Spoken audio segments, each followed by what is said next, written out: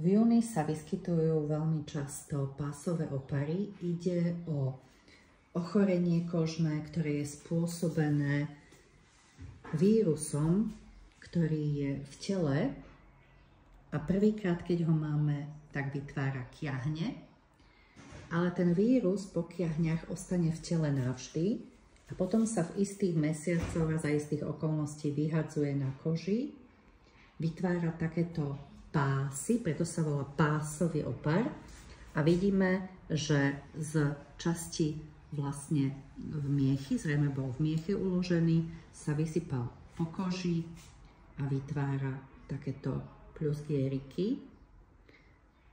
Treba do 3 dní navštíviť lekára, aby nasadil antivirotika. Lokálne netreba to veľmi ošetrovať. Niekedy sa na to dáva kvôli zaschnutiu tekutý púder. Fenistil a podobné veci vám vôbec nepomôžu. Od bolesti samozrejme treba si niečo dať, lebo niekoho to aj veľmi bolí. A v podstate ten pásový opar sa môže vyhodiť kedykoľvek znovu, lebo ten vírus, ako som povedala, je navždy v tele. No a antivirotika, vitamíny skupiny B, lebo ten vírus môže poškodiť vlastne nerv.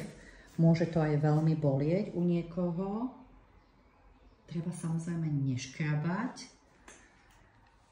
Dôležité je navštíviť lekára veľmi skoro do 3 dní, lebo dovtedy by sa vlastne mali tie antivirotika nasadiť. Tu vidíme tie vezikulky, ktoré sú typické takisto aj pre kiahne.